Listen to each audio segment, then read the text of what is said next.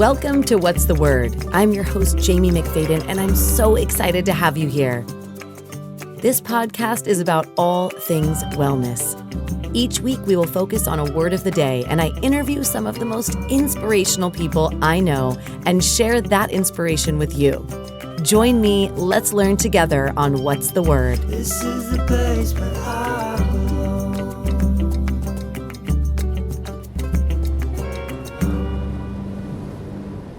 Hi, I'm Jaime McFaden, and welcome back to What's the Word. Today's podcast episode is one that I have long been waiting for. We are actually going to be chatting today with Dr. Allison Feduccia, who finds herself on the cutting edge of alternative medication research, including plant medicine and others, such as Psyliciben MDMA LSD, and others. And today she is here to talk with us about all of those, about her incredible psychedelic support website, her nonprofit Project New Day Foundation, and many other things. So without further ado, we're going to dive right into this. Welcome, Dr. Allison. Thank you so much for being here with us today. And how are you doing? I'm doing great. Thanks for having me, Jaime. Oh, I'm so happy to have you here. And as usual, there's always on What's the Word, a word of the day. And so you chose the word vibrant, which now I'm like, what was the definition of vibrant? Well, I'm going to let you define that because I know I Googled it and I can't find it in here. But what does vibrant mean to you and why did you choose that today? When I think of the word vibrant, what really comes to mind is thriving, energetic, colorful, and all of these are undertones of the psychedelic movement. It came to mind as a perfect word for our conversation today. So great. Yes. And I located my definition here, full of energy and enthusiasm, bright colors. So I think you nailed that one. And, we're just going to dive right in here and I'm going to ask you some questions. I've actually taken some questions from some guests, and one would be, when it comes to psychedelic medication, what would you say for someone that's curious about it but has never tried it? What's the best way to prepare to have this be a good experience? Yeah, so I think it's very important for people to first do a lot of research on psychedelics. There's lots of different substances that get placed in this very broad category, which literally means mind manifesting. And that can apply to several substances such as Psyliciben, LSD, or some of the more classical psychedelics. But also this term is used to describe MDMA, ketamine, and even cannabis. So these substances have different effects on the body and the brain and how they're going to make you feel. And they're not always the best fit for each individual. So we always recommend that people are undergoing medical evaluations to understand how underlying conditions they have or medications they might be on could potentially interfere with the psychedelic substance that they may decide to take. And so for safety reasons, that piece is very important, to do the research, make sure you're in good health and good standing. And then if you get to that point and you still think it's a good idea for yourself to take a psychedelic, to become very familiar with how the setting or the environment where you take a substance can influence the effects and how you feel. But more importantly, if you're trying to use psychedelics for a therapeutic purpose, that the environment can really play into that and affect the outcomes.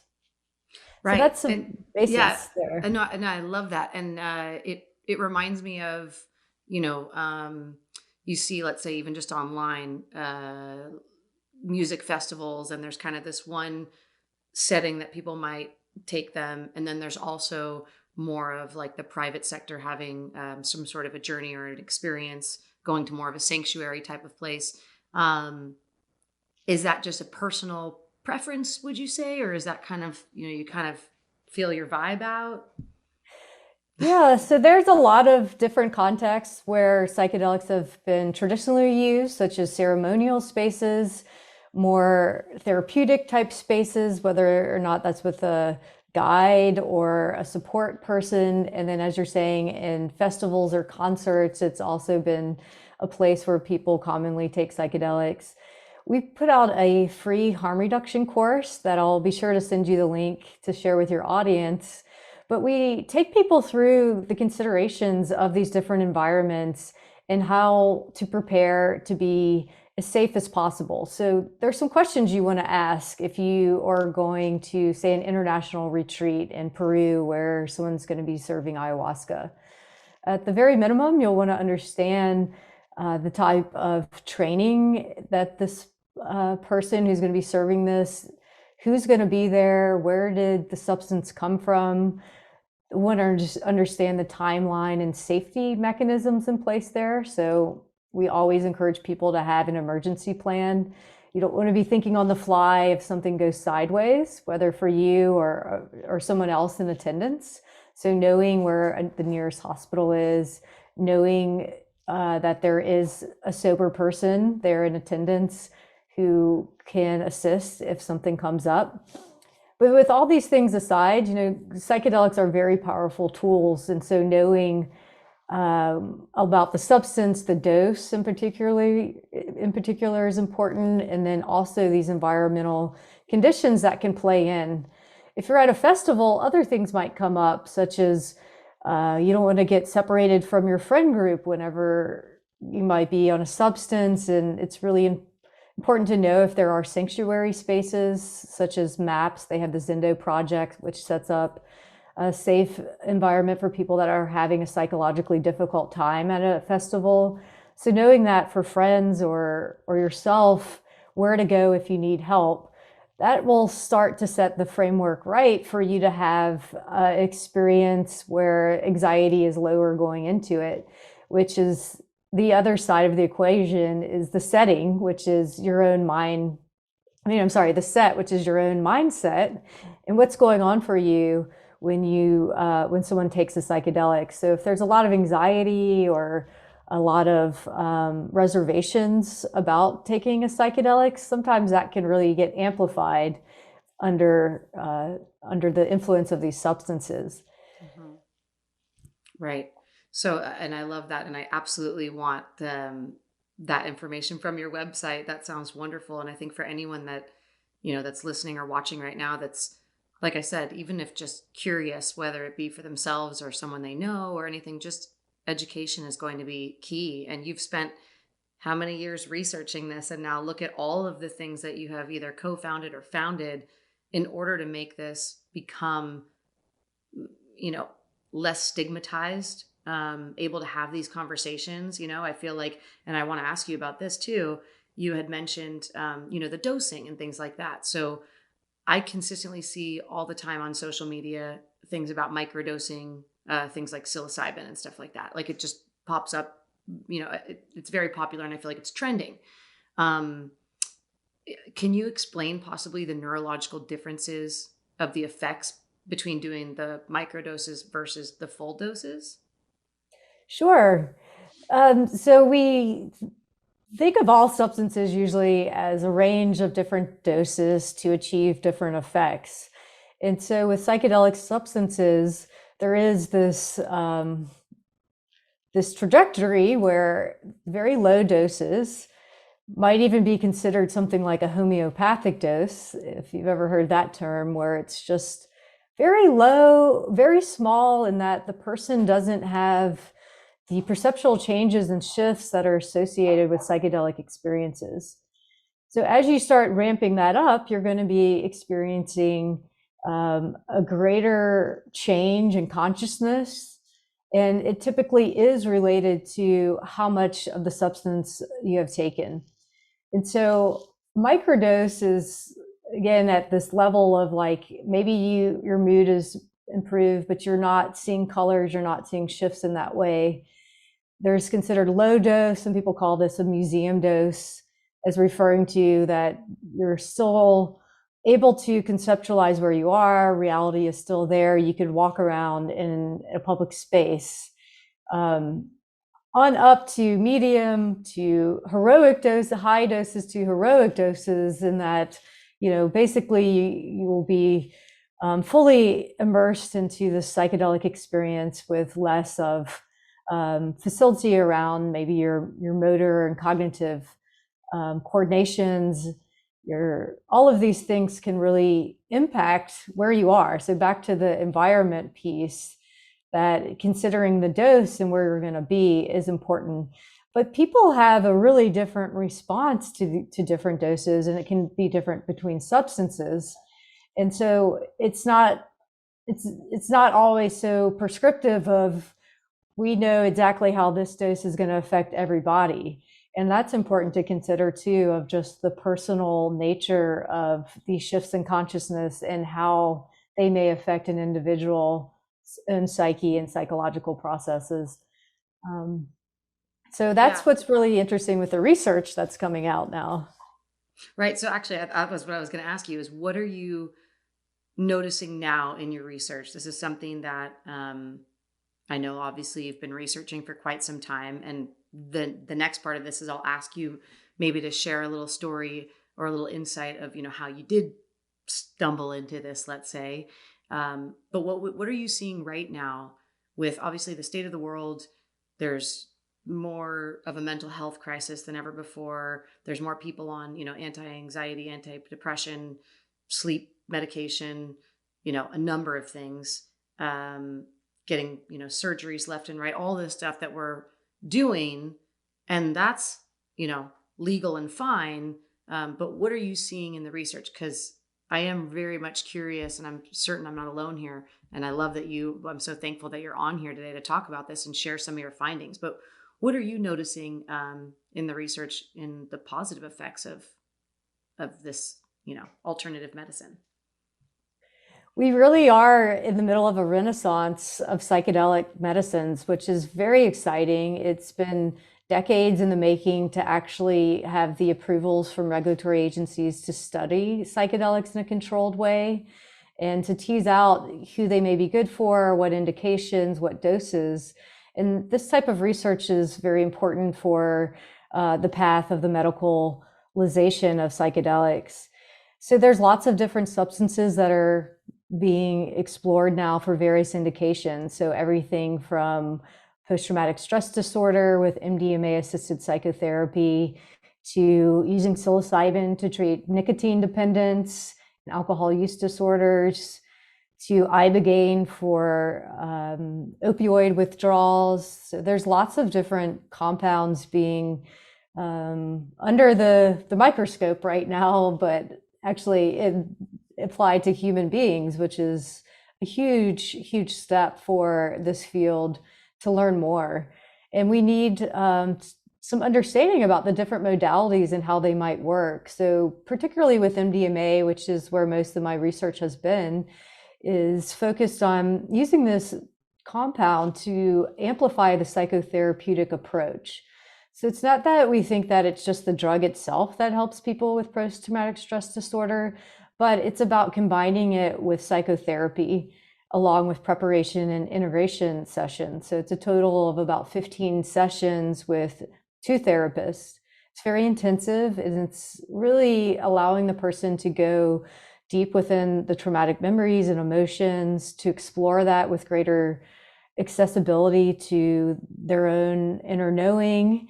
They like to call this a healing inner intelligence, where the MDMA really decreases defenses to allow for the reconsolidation possibly of memories, or at least what we think of often as psychotherapeutic process. It just can speed that up and help the person in that way. So there's still a lot to learn and discover. And I think sometimes people don't realize that these substances are still in the clinical trial testing with the FDA process, and likely MDMA will, if it passes all of these rigorous trials, could be approved by 2024. It looks like psilocybin maybe 2025. And so there still is a good amount of time before we would potentially see these more widespread in medical offices. Right. But and now, oh, sorry, continue. I was just going to say one other line of research that I find very exciting is that it gives us different windows into the brain and understanding how consciousness works. Like we've never actually had a lot of neuroimaging studies done with psychedelics. These have just started coming out in the past decade, a very few number of them. So just by studying how the brain works, we'll be able to understand more about normal functioning as well as disease states from looking at psychedelics. Right.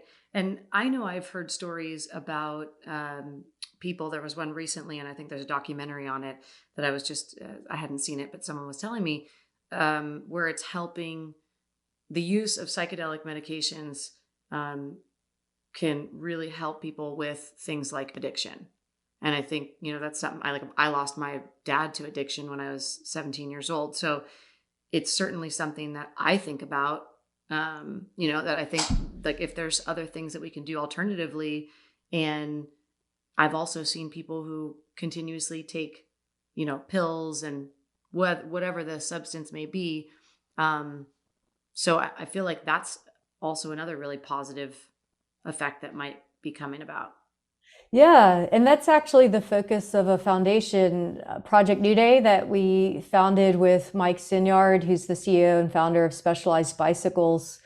So he saw just the lack of effectiveness of a lot of the conventional treatments for addiction disorders and had an understanding of how using psychedelic medicines to help someone gain better insight into what they're struggling with, as well as maybe the neurobiological effects of psychedelics, which have been shown to increase neuroplasticity, at least in non-clinical models. This is one hypothesis of how they might help people to change their behaviors, shift their motivations, find greater meaning in their life, to have that, make these changes possible. So this foundation is really geared towards not just using psychedelic medicines for addiction, but also all the holistic care necessary to bring a person through a path of recovery. Oftentimes there's depression, isolation, a lack of connection to others with addiction, and recovering often means finding a different friend group or maybe not going to the bar as the main social activity. So we see that it's within this context of healing with community and having support groups that really understand this application of psychedelics as a way to exit unhealthy behaviors and use them as that tool to help them get there. And so we are working on doing advocacy work and supporting people who are offering these services to support this holistic way of recovery.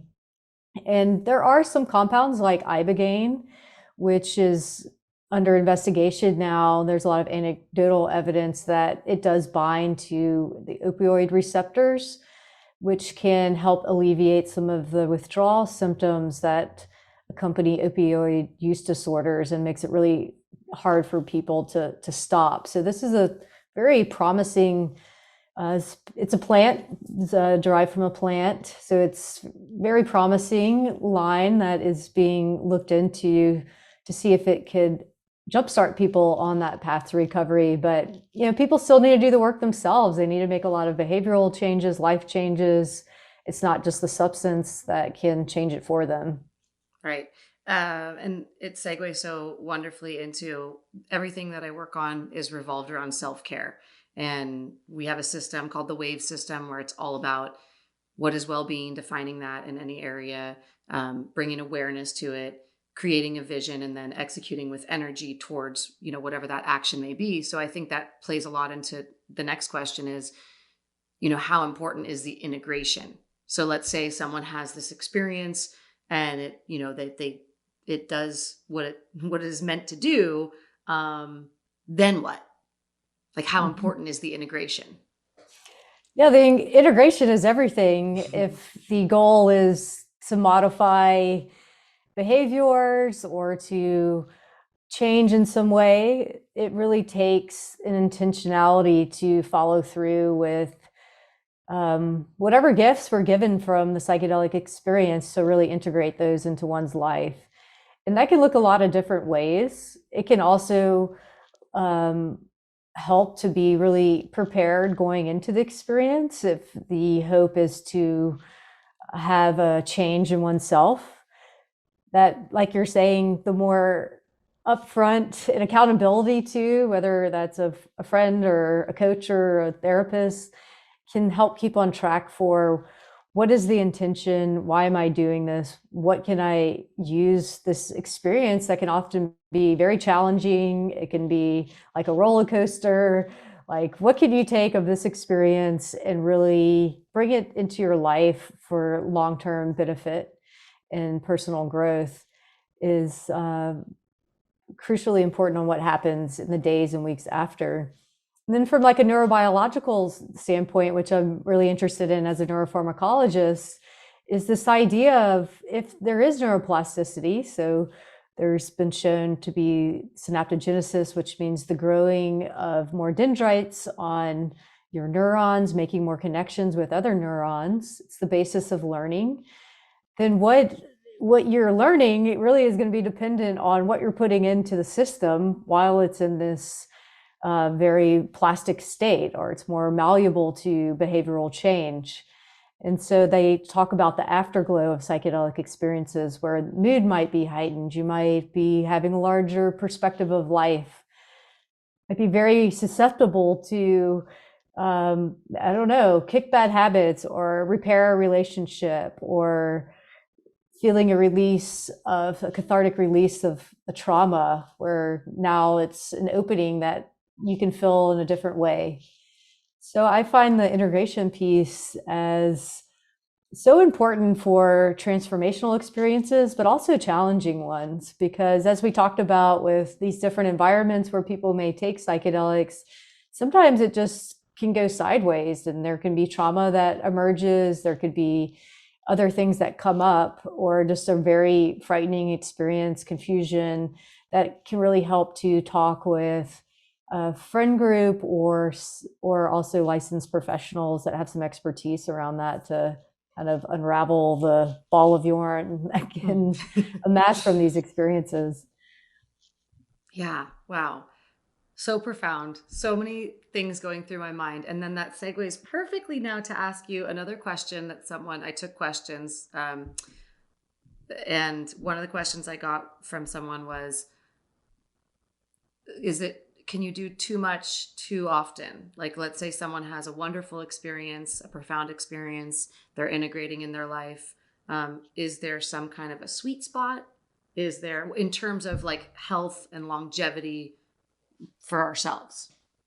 Yes, I think with all the media attention and a lot of information coming from different sources, it is the risk of people maybe taking too many psychedelics, I think anything can become psychologically addictive, or just so many of these big experiences all at once without this period of integration. You could really, lose a lot of what they have to offer because you haven't really gone into a relationship with that substance. So a lot of plant medicine teachers really speak to this, the nature of, deep listening, whether or not you believe that these substances or this opening your consciousness in different ways, or if it's your own internal guidance, but to not give space for that really is a miss for the whole experience. And as for like we don't really have enough research to say that like, oh, well, if you take this 10 times, then there's going to be this adverse outcome that happens. But I think with most things in life that, yeah, there can be too much. One substance that really comes to mind is ketamine, that gets lumped under the psychedelic continuum. And this substance can have some very serious adverse consequences in people that take it longer term for a year or two on a regular basis, which can become a normal pattern of use in non-medical settings. And what can happen is irreversible bladder toxicity. People have had to have their bladders removed. It can cause lesions in the brain. And so considering this substance and its possible adverse effects and the possible risk for psychological dependence to it is important to consider, because often we hear, oh, psychedelics are safe. they're very low toxicity. And it's true that like psilocybin has a much different safety profile than ketamine. And along with the microdosing trend that you brought up, like we really don't know what the effects of taking a small amount of a substance, repeatedly over time for many years or something. Like we just don't have that data or evidence. And so I think that's important for people to consider. And usually microdosing protocols, they talk about this 1 day on, 2 day off as a way of reducing tolerance effects. And it does seem like we would be hearing stuff from people that use this in non-medical settings if there were serious adverse outcomes coming up. But nonetheless, it's important for people to follow science, to follow medical advice. Trending things aren't always the most healthy for everyone. So just to keep that in mind if your explorations take you that direction. Yeah. No, and thank you for talking about that, because I think on one end, people have wanted to ask the question of, if they've never tried it and they're curious, but maybe they're nervous or they're scared or they have fears around it or there's stigmas. And then on the other side, right, there's the people who have done it, have had those profound experiences. And, when they heard I was going to be talking to you and said, please ask this, like we care about what we're doing. We care about ourselves, but we want to know, is there a sweet spot? So thank you for getting into that. And now I'd love to hear, your own journey or experience on how this has increased your self-care, your well-being, in your own human experience. How has this, been something for you? Obviously, you're spending a lot of your time researching this. Yeah, so to really give some context to this question, I think it needs to go back to the first time I ever took LSD. This was in 1996 in Baton Rouge, Louisiana, where I grew up. And I was getting really curious about the counterculture of the 1960s. So the music there with Jimi Hendrix, Janis Joplin, the Beat Poets. I just found it all very vibrant and alive in a lot of ways that were inspiring to me as a young person. But I had very little drug education. This was the days of Just Say No, the iconic, this is your brain on drugs, and they would crack the egg in the pan. It was supposed to be your brain frying in this pan. We just thought it was silly. Like, that's not what happens. Like, look, they're making beautiful art and music when they've taken LSD. So all this to say, some of my girlfriends and I decided to take LSD and go to the Sadie Hawkins dance. And at some point, somebody offered me another hit of LSD, and I'd been feeling pretty good, like dancing, the lights were shimmering. I took this other dose, went on our way after this dance, and things really started to go crazy for me in that I started to lose touch with the world. I was like leaving my body, and I felt this real internal struggle. I was getting confused, and I don't even know all that occurred that night, but I did end up waking up in the hospital with my parents there. And I was 15, and they were very concerned. They were very concerned with their daughter having taken LSD and just what had unfolded there. And the next day we were talking, and it's not like the integration circles you hear about today where people can kind of decompress about wild journeys and make some sense of it. It was really more like an interrogation circle with my parents, wanting to know, where we got this from, why did we do this, what were we thinking, all of the things any concerned parent would present. But it really, gave me no space to talk about this journey I went on in my mind, where I transversed the universe and I met all these beings and experienced past lives, and this whole cosmology of things that happened in my mind that shook me to the core of my beliefs, being raised in a Catholic family, being raised with a certain type of religious belief that had really had limited experience in the world as a 15-year-old. And this was when there was no internet, really. I mean, it was very small. We had very little information. So I went to the library and tried to understand this experience by studying up on psychology. Near-death experiences was really the closest thing I had context to around this psychedelic experience I had.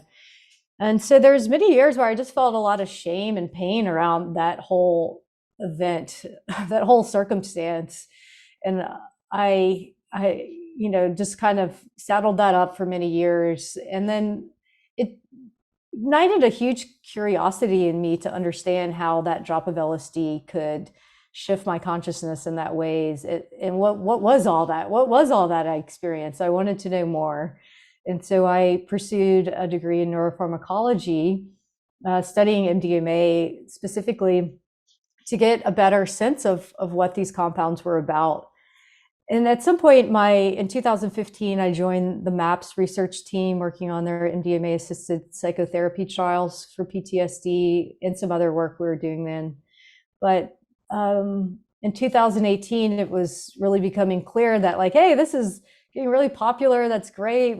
There's momentum, how exciting, but what a gap of resources needed for the public to have education, to have providers who they can talk to if they end up having a really challenging experience. There's just this huge need of like safety and support that is lacking and ill-equipped for how powerful these medicines can be.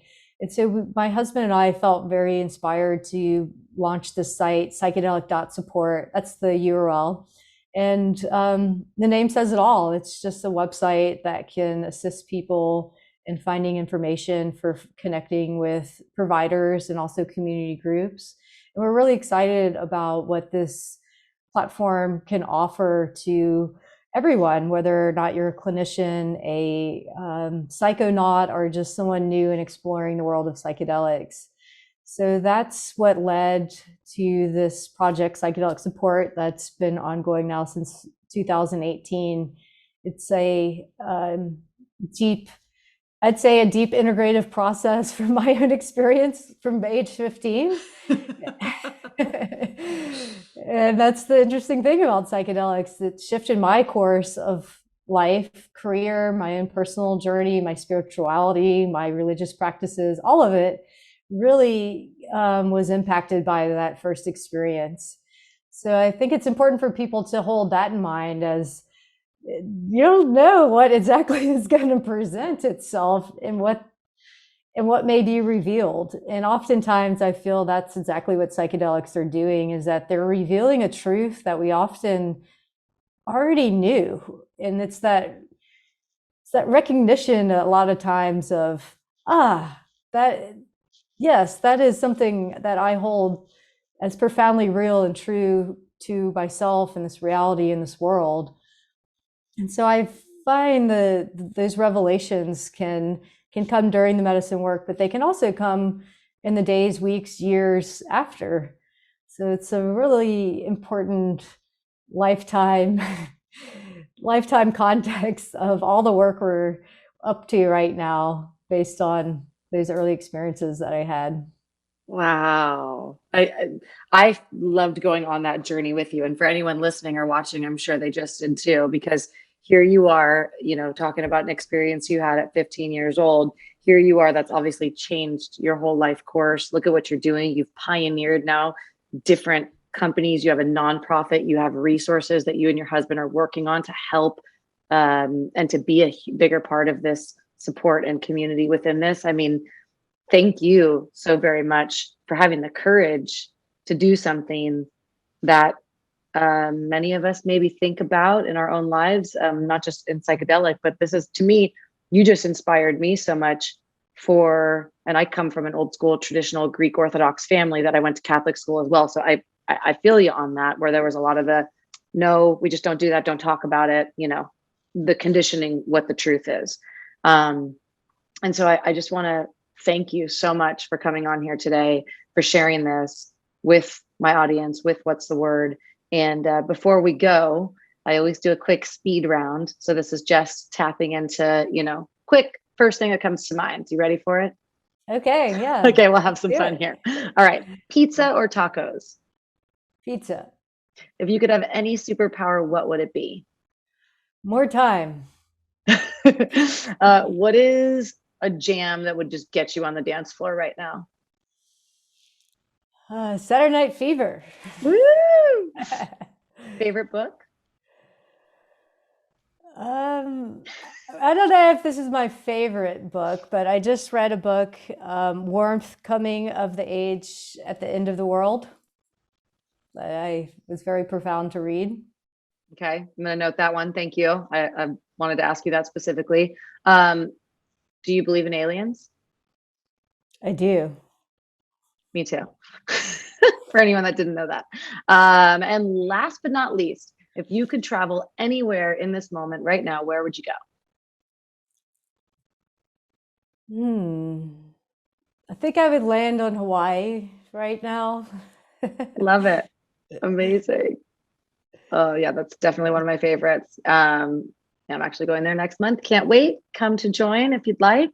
But Dr. Allison Feduccia, thank you so much. Thank you for sharing your wisdom, your knowledge, your experience, and your vibrancy. Thank you for allowing your colors and your experience and your research and sharing that with the world, because it is absolutely something that I know myself. I can't wait to get on and go to your website and share what you're working on and learn myself.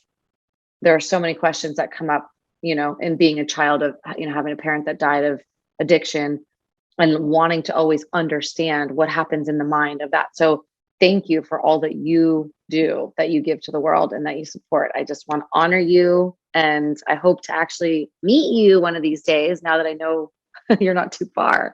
And with that being said, thank you so much for being on What's the Word? I deeply appreciate all the kind words and your outreach for supporting this mental health revolution that we're on. So thanks for all the good work you're doing. And I look forward to meeting you too. Yay. Well, thank you, everyone. Thank you for joining us on What's the Word? Be sure to subscribe and share with your friends if you enjoyed this episode, and we will see you next time. Thank you for joining me here at What's the Word? Follow us on social media with the links on the screen, and don't forget to like and share with your friend. Your support helps us grow and continue to make inspirational content. See you next time on What's the Word?